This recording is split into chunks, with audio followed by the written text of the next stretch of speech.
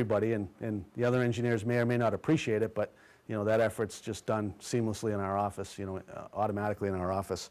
Then the next part would be the installation verification, where they're going to, at the end of the installation, go back through and do a more thorough inspection and verification of the installation. Some contractors, some mechanical engineers require that the DDC system not be hidden in any way. So while a lot of DDC controls contractors, us included, will put controllers up in above drop ceilings right on the piece of equipment that we're controlling. Say it's a small air handler serving a room like this, we'll put the device right on the air handler. There's some engineers that will say, no, that's not acceptable. I want the piece of the system component to be located in a mechanical room, protected, and where somebody can service it. So it means a lot more wire. But that installation verification and commission is going to make sure that our installation not only meets code, but it meets the requirements of that project. And that's our job, to know which engineer requires what and do it accordingly. Then they'll go into the DDC verification. Finally, to a functional performance test, which kind of is the DDC. And the functional performance test is, when typically they'll say, when I turn the S3 return fan speed to 50%, does the VFD actually go to 50%? So they're just going to do a point-to-point checkout. And then they'll check the sequences along with that functional performance test. And finally, they verify commissioning of our training. They want to make sure that we've trained the owner and the owner's satisfied with that training process and how it's all been finalized. And if we've done our job well, it's just a signature on the commissioning report. We have a copy of it, and that goes in our file forevermore. And it's a baseline.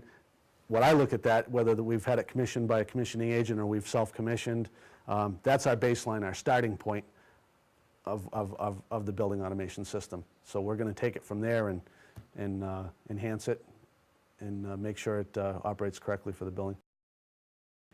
Is it? We've got 15 minutes left of class. Oh, that's it? It's so much for a break. 11:30, Wow. 11:25. Is that clock right, or am I don't know. Pretty close. Yeah, it's pretty close. 11:27? 1 minute off. Sorry, you got me started. I couldn't stop. I get so excited. Sorry about that. You haven't seen anybody here complaining about that, so. Well, no, because, see, a lot of what we do, is when we go into the building, and we want to make suggestions, like, one of the things we always look at is like, what we were talking about a couple weeks ago, if you've got 4 air handlers and they all start at the same time. Oh, yeah. And you're a Yep. commercial user. Yep. Well, your program can stagger that. Oh, a management program and an energy management system Mhm. can do a lot of our work for, things for us to help people save. Absolutely. Especially like you said, like the teacher comes in, swipes your card when she comes in Yep. the room, then comes up temperature. If you set it on normal set point, class is at 7, so it starts ramping up at 6:45, well, what if there's not class ever that day? Exactly. Or if she moved her class to another location? This way, and they're just good suggestions for us to know, the capabilities of the system, Mhm. so we can make good recommendations to people. Absolutely. There's I can't remember seeing a sequence that calls for staggered start times on equipment. Well, I'm sure there have. I haven't seen one recently. I'll put it that way. It's something we do automatically. We just didn't. We just understand that we don't want to bang somebody's demand meter and cause them to have a electric bill that is staggering. So we just do things like that automatically. It's kind of an unwritten requirement of a building automation contractor. Even with lighting, a lot of places, all the low voltage light relays kick on at 6 o'clock. Well, do you really need to turn on all the lights at 6 o'clock? Yep. No. I wanted to show you, going down, this is one controller. These are, I showed you the outputs, scrolling down through this program. This is all just data that's sucked out of one of our controllers that we've set up on a job. We'll have inputs, VFD bypass status, static pressure, discharge air temp, return air temp, pump statuses, chill water temperatures, yada, yada. So basically, we take all the inputs, you know, run it through set points and programming, and then manipulate the outputs. So you've seen the inputs and the outputs. We'll scroll down, and these are what we call variables. These are kind of like set points and or programming points that you know, we can manipulate either from a front end or in software. And this is just, again, one controller.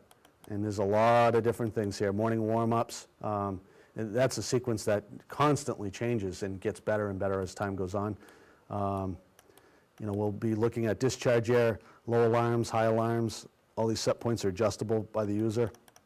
We'll scroll down through, and we've got 130 points of information that we're manipulating inside the software program. These are just controllers, the PID loops. Weekly schedules. This one controller has actually four schedules. Annual schedules. We may have, you know, some customers will decide that no matter what, to save energy, air conditioning does not turn on before April 15th. And we actually have customers that say that. So we'll develop an, you know, a annual schedule that locks out the air conditioning until April 15th, from October 15th to April 15th, regardless of how warm it is in the building. That's the, and then these are the programs, the titles of the programs. I just wanted to show you what a program looks like inside one of our controllers. And we may be a little unique. You know, this is kind of product specific, but no matter what method is used or what brand of products are used, you're going to have programming in the controllers. It may look like this, or it may look like entirely foreign with block programming and functions, but it's going to do the same thing. So this program one is just a program, and if you've done any basic programming, this is just basic, you know, kind of a basic tool, Visual Basic almost. You know, it's if and then logic statements, and with that you can, you know, the only limitation is your imagination on how things will operate. You can do everything. So all of this is programming to operate one air handler and one chiller, in a very, very complicated sequence. Yeah, I'm looking at some here. Yeah. You know, we have, I mean, just, it's complicated. But we can do energy calculations, you know, just math functions, you know, it's very easy to do with our product tools, our programming tools. You know, and again, we're just going through just programming fields of one controller, albeit a good size controller. This one's, you know, a pretty good size air handler, but all the way down through the, and this program is probably consistent with the rooftop unit I showed you for Longview, the one that was on the screen. This would be consistent with a piece of equipment that size and that complex. So, and that's that. Now, you asked about energy calculations.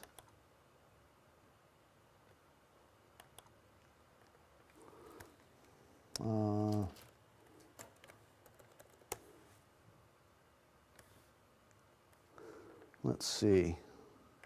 This is a project that we did that I think this is a gentleman's home. He'll remain nameless, so he doesn't know we're flaunting his house. We won't see any of his family in here, promise. Here's what I wanted to show you, is we have the energy calculations being done here. We did these calculations based on known facts. Some of it's done with actual, you know, current devices where we're measuring current, but most of it's done by assumptions based on a one-time, you know, reading of the equipment. So basically, what we've determined here, whoops. Yeah, it's going to update every couple minutes here. And here is the total kW, kilowatt hours used. Cost per kW, he's at 11 cents. So right now, since the last reset, and I'm not sure what the time frame is, but the geothermal system has cost him $1,987. based on his current electric rate. The equivalent cost for LP would have been $4,700 at the current cost per therm or per gallon. At $2.29 a gallon, his cost would have been $4,748. Yep. Now, I think we can go in here and adjust that. I think we can adjust that cost per gallon on LP. What's the current cost on LP? Does anybody know? I can tell you what, I have a bill in my is car. listed on the, OEP site. 328, I thought.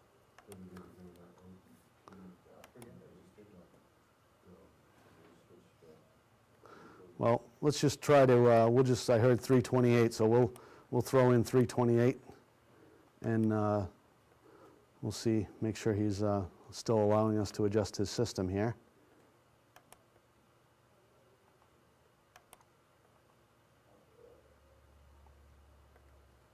Propane, Yep, $3.16 a gallon is what they're listing here for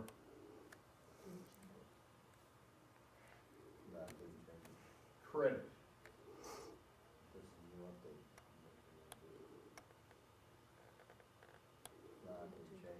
well, we can make it change.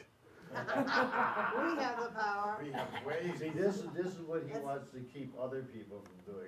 We Well, can that's make why I it. was saying, you could make someone really nuts on April Fool's Day. I can or force Stephen that King valve could- if I go right into this portion of the program.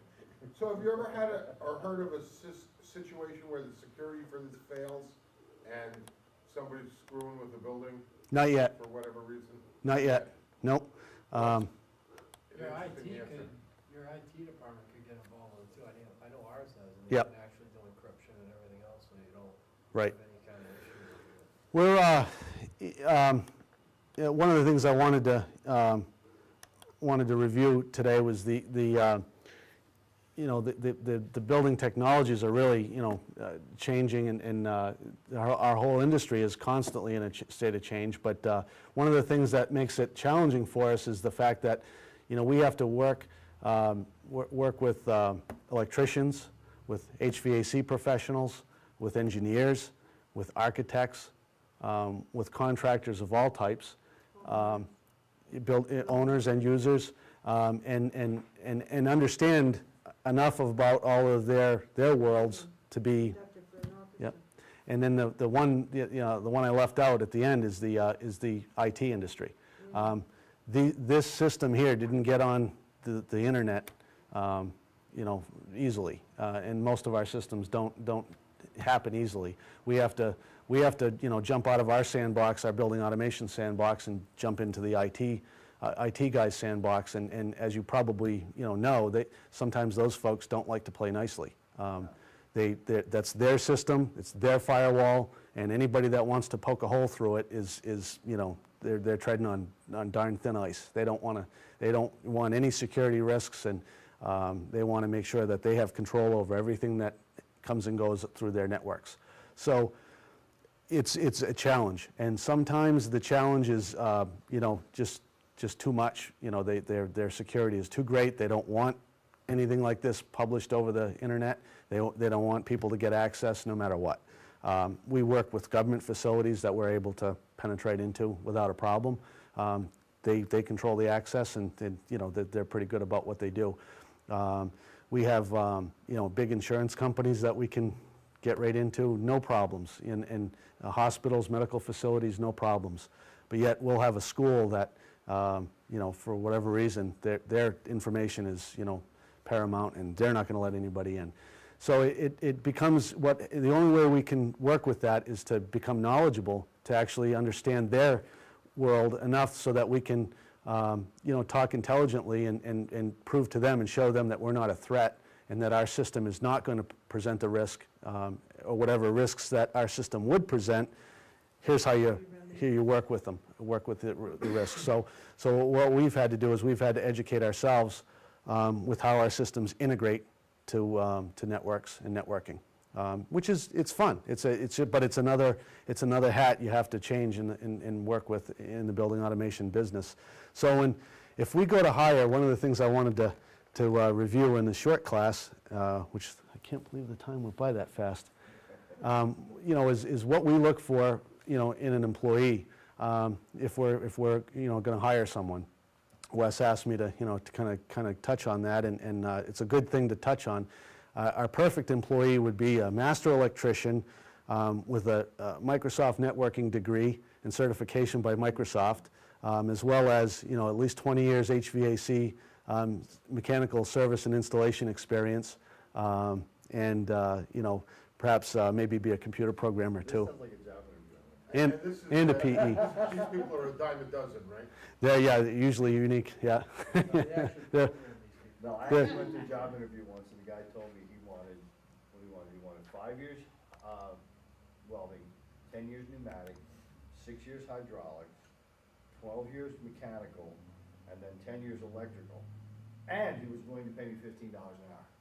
Wow, I closed my briefcase and walked out. Wow. That's like, wow. Longer than most people's average working lifespan, doing all those things. Well, we're beating, employees like I just described off with a stick. They're lined up everywhere. Banging on the door all the time. So that we just adjusted the gas price, and Yeah, and look what it did. of course, now his savings have come out to be $4,800, and the equivalent cost would have been $6,800. question, It maybe I may should- not be 328, You yeah, give monitored it a week. Yeah. the pellet stove? Oh. For energy consumption or for actual pellet use? This is the time on. This is the time on that the pellet stove has been running. This is a little unique. I'd like to tell you about this. This customer, he wanted to install a geothermal system, and this is a small house. This is it's a 30. I'm just going to guess maybe a 3,200 square foot residence. A real nice man that owns it. I thought mine was medium size. He may be a little smaller, I'm just guessing. It's a fairly nice house that he and his wife built back in the, probably in the 70s or early 80s. Typical 3 to 4 bedrooms, nothing, it's a nice house, but not a trophy home, not one of the mansions that, we sometimes get invited in to look at. We did a geothermal project. He added geothermal heat pumps and an artesian well, and we did all the controls associated with those. He also kept his propane or LP furnaces and operated all that. He's got a solar panel on the roof, and he had a pellet stove in his living room, a great room. And when we gave him a price just to do the building automation system for the geothermal and the conventional heat, and he asked if we could you take over control of my pellet stove. And I looked at it and I said, "Ooh, I don't know, I wonder." And I looked at it and I said, "Boy, I have the same pellet stove at home." It happened to be a Harman P68 pellet stove. I don't know if anybody's familiar with that, but it's a nice pellet stove, just a forced hot air, living room pellet stove, 68,000 BTU. It's got an automatic feeder, an automatic ignition system. So it's basically you fill it with pellets and turn it on, set the set point, and it's done. Cup ashes up once a month. Yep, exactly, that's it. And I love mine. I have wood stove, get ready to, I just bought a house, I'm actually gonna replace it with a pellet stove. Yeah, based on my experience, Harman P68 is a great one. Well, he wanted us to control it, start and stop this automatic ignition cycle on the pellet stove. So I figured, well, let's give it a shot and see what we can do. So I looked at it, and I didn't see any external terminals on the circuit board. So I said, well, it's time to call Harman, find out what they'll offer us. So we contacted the factory. I actually was able to finally get through to an engineer, and they said, oh, absolutely not. You cannot touch the electronics on this. This is a factory, factory configured canned program that you can't get into the software, and you can't get into the circuitry on this board. I said, okay, thank you. And then I went back, brought that information back to the owner. And they also added that if we did anything, it would void warranty, of course. So I brought that information back to the owner, and he said, well, it's not under warranty anyway. I don't care. Figure out something. So I like this guy. yeah, he's a great guy. So I said, well, I pulled his board apart, and I looked at it, and I mean, I'm not an electronics major or anything, but I said, geez, I'm going to have a hard time figuring this one out. So I didn't want to wreck his, so I put it back together, and I went home and pulled mine apart. And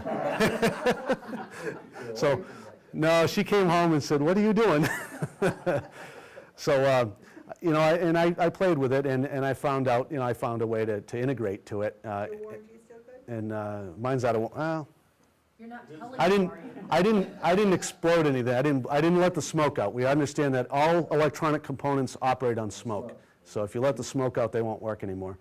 My smoke is still in on mine, so it still works. But I just found a simple way to integrate to it. Mine has a remote sensor, and you know, I basically took one of our circuit boards and our controls, and I simulated what their remote sensor is doing, and I offered up that bit of information in an integration format to the pellet stove through software. I can control the pellet stove. So it works flawlessly. So, you know, and we did it, and he's happy with it. I still haven't done, I don't have a building automation system at my house, even though I kind of pulled it apart and checked everything out. But Gobbler's children's story. yep.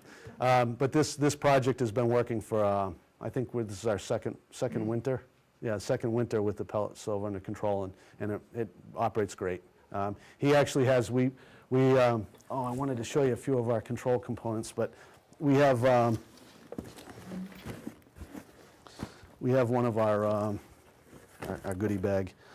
We have one of these sensors, room thermostats in one of the rooms, and basically, you know, it's just temperature, set point up and down.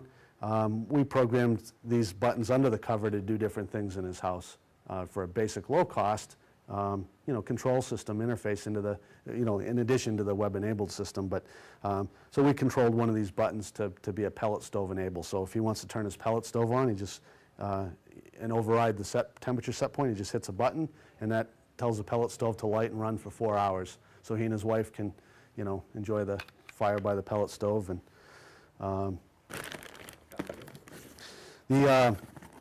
of the other items that we typically, I'm not going to pull it all out of there, I'll let you, huge sequence now is demand ventilation. We did it down at the tech down in Nashua. This is a space carbon dioxide transmitter. This is measuring the carbon dioxide in a space, and we can take that information and sequence the system to do whatever we want. So if you go into the tech down in Nashua, a lot of the rooms we have those type of sensors in, either in the room or in the return duct. That one happens to be a duct-mounted one. The room ones, we usually have a display on them. It's just a standard actuator. These actuators would control dampers, valves, anything you want to operate would have an actuator on it to be able to, you know, translate a signal from a DDC system. Typical hot water valve. That would be under control.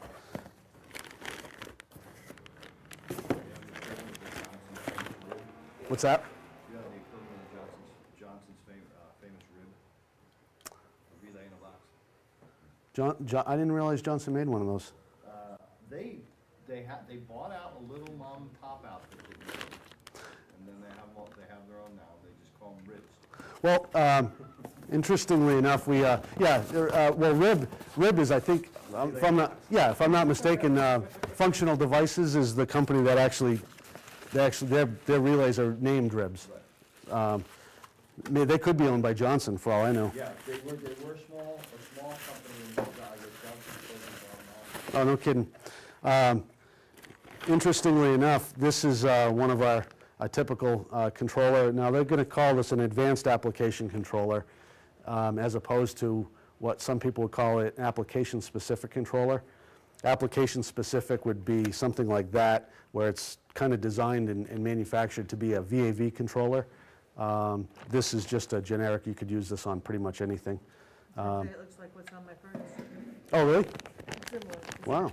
You guys do hardwire and wireless, or short and automated systems? The wireless aspect of what's going on in the industry, I mean, wireless is definitely a good technology that's advancing quickly.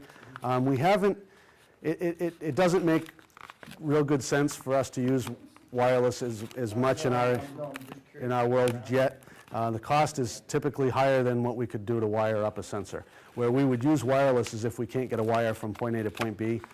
We've done some museum work. And in museums, sometimes, you know, an existing facility, if we couldn't get a wire you know, to a thermostat, and we don't want to be trying to drill granite walls or something like that, we would use wireless in that application. You had mentioned the rib. This would be a rib in our world, Ah, cool. and that actually just snaps into the controller. Snaps right in, and you Yep. just bring in your signal wire. So, yeah, we just terminate the wires to the, Pick to the, the set to match to. yep. And interestingly enough, is that rib, in essence, has a handoff auto switch on it too. I was just gonna say, So we pop this cover off and just snap those in. you just have slots right there. Yep, yep, pull the jumper out and snap that right in. And now, when, you know, you go into the fail-safe mode, we've got a device that operates under control, under program, and then if the control system fails, if that controller failed, you could just switch it into the hand mode and kind of manipulate each output in hand mode. We also have these are called handoff auto cards, HPO cards. We actually have those cards available in analog output as well. So you could switch an output into hand and dial it in. If it was an outside air damper or a hot water valve, if you didn't want it to be full open, you could actually dial it in a percentage open. Yeah, I like this, So- because the rib is right there at the controller. I don't have to go out to Yep. the remote location. And, you know, not every controls manufacturer has that particular equipment or something that looks exactly like that, but most every controls manufacturer is going to have something extremely similar to that. So they you know, they'll have, Johnson will have Johnson's version of that device, and Honeywell will have their versions of it. So there's a lot of similarities from one manufacturer to another. How do you mount your actuator? Which one? The VAV? Yeah. This one here? Yeah, no, I was looking at the clocking positions in the back. What, do you have a plate that you mount onto the side of the unit and then just set that on? or- No, well, this will go right onto the shaft, and then there's a little clip that locks it in place so it won't rotate. Okay, that's what I was Yep, getting at. we have a little, I didn't bring one with me, but it's just a little clip, one screw holds it right in place, so.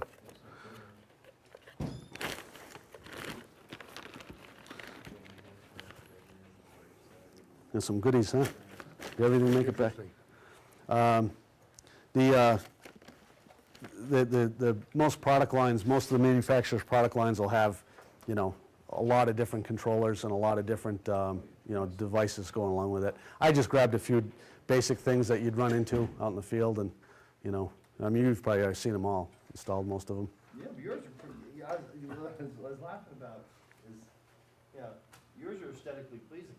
Oh, really? I mean, a VAV, like, you know, something like that, usually has a gray, a lot of ones up with this big old gray like metal, you know, pot metal. Yep, It's like, yep.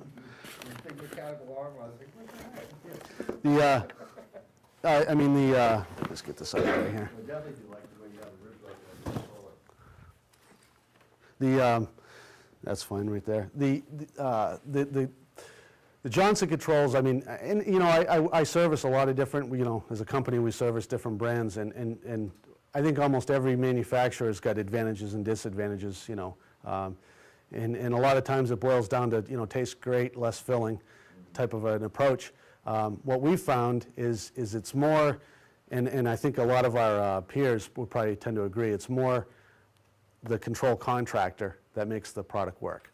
You know, I mean, I think that KMC controllers have, you know, a lot of features that are, you know, advantageous over the competitions, but the reality is Johnson may be able to install a job, you know, less expensive or you know, better than I did if they had a better person installing it and programming it. So I think at the end of the day, it boils down to the company that's, you know, producing the submittals and doing the installation and doing the programming and the commissioning and servicing the facility. Ultimately, you know, Nextdoor is a good example. You know, if you're coming up with some ideas that, geez, this building doesn't seem like it's working properly, well, something didn't happen right, you know, to get you into that situation. And that's actually occurred on some of our projects in the past, you know, where a customer, you know, didn't call us and we forgot to call them to check on some stuff because they didn't want to buy the initial service contract. Then we've, you know, I don't want to say forgotten about them, but we've, you know, gotten busy on some other projects, and next thing we know, we'll get a, you know, a phone call that the system is terrible and it's never worked right, and, you know, it's wasting energy, and we'll go in and, you know, make a few adjustments and tune up a few sensors and have it back to normal, hopefully. So, I'm actually looking forward to doing KMC system one of these days. 'Cause I mean, I hate to rave on it, but the rib just amazes me, because with Johnson, you have to go out physically to the device, mount the rib, wire it in. Yep. To the controller there, and everything, and then you still have to, set the points for it. Yep. Here, you just plug it in and set the points. well, we still use, You still have to have the wiring out to the unit, but. yeah, and we still use relays out at the device, and In some cases you know, you have to. yeah. understand that. I mean, if we're switching 120, like if we're starting in an exhaust fan, Right. I can, technically I can switch 120 through our controller, but I'd prefer not to. It creates a, safety risk on our technicians. We just don't do it that way. Well, that plus, the fact that you get straight voltage and cook it or something. Yeah, sure, yep, You know, yep. until system failures, just don't want. Oh, geez, yeah, we, So is crime. we get that all the time. One of the other things too is I can quit whenever you guys want. The integrations, I just wanted to mention that building over there is a BACnet, the controllers. I've seen enough of the building to understand that, or know that building is a BACnet compliant building. The controllers are BACnet certified. So what that means is when we do the controls in this building, we're going to automatically make this a BACnet building, because then the end user has the opportunity to integrate the two systems into one. So at the end of the day, like we were showing you, going to the VAV boxes on the Longview project, and then looking at the rooftop, that rooftop has a Johnson Controls, I believe it's Johnson in New York rooftop, BACnet compliant controller, and the rest of the building is all KMC controls. So we've integrated the two, so at the front end, at the business end of the control system that the operator's going to use, Doesn't make any difference. doesn't matter. It won't matter to him at all. And So that's, hardware can be integrated like different types. yes, That was one of the questions I had. yep, Could I just interrupt for 1 second? Sure. You're welcome to stay, and some of these people may want to stay and ask you questions for a while, but I suspect other people may have to get Yep. going. So I just want to make a couple of quick announcements. Number one, I am still working on the Wiesman trip. I'm still working on having the fellow from Van Zelm Engineering come up for us. Remember, we talked at the beginning of the class that it'd be an evening talk in place of a day class. I don't have those down because the people haven't gotten back to me, but I'm hoping to. I'm going to try and fit one more time with Keith in. That's 3 out of our 5 classes. Our last class is going to be the presentation, which will leave the equivalent of 1 class plus any time you want to spend for getting the other building and your projects, working on them. So that's the agenda basically for the rest of the class. How it actually plays out, please stay tuned, and I'm sorry I can't be more specific, but I'm dealing with, it's like herding cats. Okay, so I got an email this morning from Jim Vanderhoeven, who's the vice president of the college, saying that there are a bunch of scholarships that are out there that you can apply for. That's the good news. And right now, there aren't very many applicants, like the NASA scholarship last semester. That's the good news. The bad news is that they've got to be in, the applications have to be in on the 4th, today being the 1st. But if you're in need of money to continue, or aren't made of money and perhaps want some support, even if you could continue, I highly urge you to go down to financial aid before you leave today and get an application and fill it out. I don't think many of them are as complex as what you would have had to do, what some of you did last semester for the NASA. I really encourage you, don't let this money go begging. Please go and be proactive for yourself, because the money's there and you deserve it. Okay? So, anything I can do to help, you know where to find me, as far as that goes. And one more announcement, which is, who went, was it you, Leona? Did you go to the USDA workshop? I just got an email from, this is going around for the energy committees, that they've announced the grants. It looks like New Hampshire might get as much as $1.8 million. They're for businesses in rural areas. And if you have any, I'll put this up, or I'll send out a copy of it to you all, so you have the details, but if you can think of any projects, go for it, you know, either for, you know, like if you're working with a business, or you have another idea, go for it, and, excuse me, if there's any way we can be supportive, please let me know.